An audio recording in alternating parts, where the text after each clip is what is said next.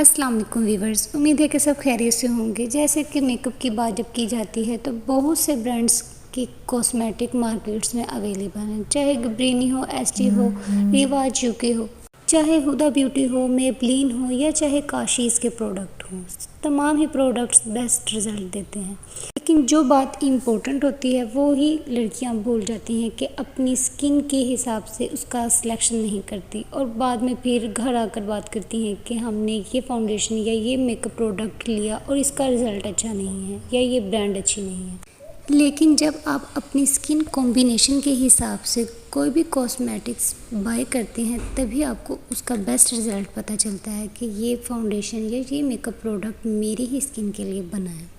और college going girls अगर natural makeup करना चाहती हैं तो उसके लिए गिब्रेनी की भी नेचुरल फाउंडेशन भी बहुत अच्छी है, एसटी की भी बहुत अच्छी होती हैं जो कि ब्राइडल मेकओवर में भी यूज़ की जाती हैं। और मेबलिन फिटमी की भी फाउंडेशन बहुत ही कमाल की है और इसमें SPF 22 भी पाया जाता है। अब जिनको SPF का नहीं पता तो उनको मैं बताती चलूँ कि जिन फाउंडेशन या जिन मेकअप प्रोडक्ट्स के अंदर SPF पाया जाता है तो वो आपको धूप की शुआओं से भी बचाते हैं, यानी कि जब आप धूप में भी निकलते हैं तो उसमें आपकी स्किन को कोई भी प्रॉब्लम्स नहीं होंगी। लेकिन फाउंडेशन का सिलेक्शन करने से पहले आपको एक अच्छा प्राइमर सेलेक्ट करना पड़ता है। अब प्राइमर किस काम आता है, चलें प्राइमर के बारे में पहले डिस्कस कर लेते हैं। क्योंकि मेकअप करने से पहले प्राइमर यूज़ किया जाता है। प्राइमर किस लिए यूज़ किया जाता है? प्राइमर आपके पोर्स को श्रिंक करता है, जिसकी वजह से जब आपके पोर्स ओपन होते हैं तो आपकी स्किन के ऊपर फाउंडेशन अप्लाई अच्छे से नहीं होती।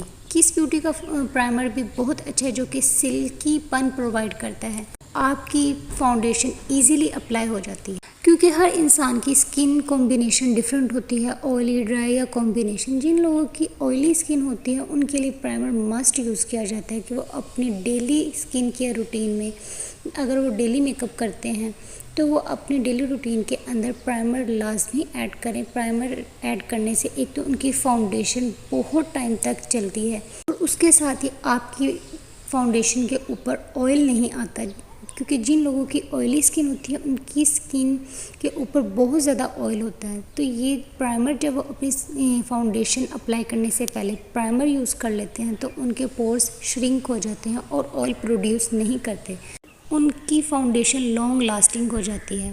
पार्टी क्वीन का फेस 3D प्राइमर भी बहुत अमेजिंग है, क्योंकि कुछ प्राइमर कुछ टाइम तक ही आपको प्रोटेक्ट करते हैं या आपकी स्किन को जिस मकसद के लिए आप प्राइमर को यूज़ करते हैं ये सिर्फ कुछ टाइम के लिए ही वर्क करते हैं। लेकिन बहुत से प्राइमर इतने बेस्ट होते हैं कि लॉन्ग लास्टिंग आपको की स्किन को प्रोटेक्शन करते हैं, यानी कि जिस मकसद के लिए आप प्राइमर यूज़ करते हैं कि आपकी स्किन पर फाउंडेशन आपकी लॉन्ग लास्टिंग रहे या आपकी स्किन के ऊपर ऑयल ना आए, तो ये उस चीज़ को भी क्लियर करते हैं। प्राइमर के बाद जो नेक्स्ट स्टेप यूज़ किया जाता है मेकअप में वो होता है कंसीलर। अब कंसीलर क्या काम करता है और कौन सा यूज़ करना चाहिए, और अब ये भी कंसीलर भी अपनी स्किन की कॉम्बिनेशन और अपनी स्किन के शेड के हिसाब से सिलेक्ट करना चाहिए, क्योंकि कंसीलर का काम ही आपकी एक्नी, आपके डार्क स्पॉट्स और ऐसे एरियाज जो कि बहुत ज़्यादा डार्क या आपके डार्क सर्कल्स को हाइड करता है। क्योंकि जैसे आप फाउंडेशन का सिलेक्शन अपनी स्किन टोन के हिसाब से करते हैं, इसी तरह आपको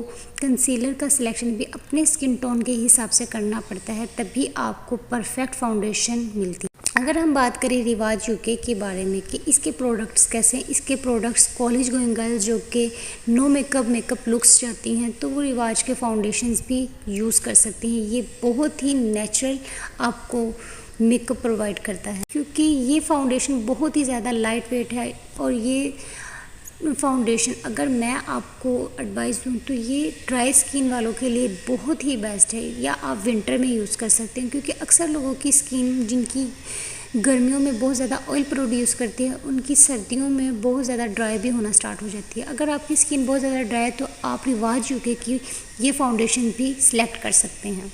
अब फाउंडेशन का सिलेक्शन करने के बाद हाइलाइटर्स भी यूज़ किए जाते हैं जो कि आपकी स्किन के ऊपर विंटर्स में एक ग्लो प्रोवाइड करते हैं।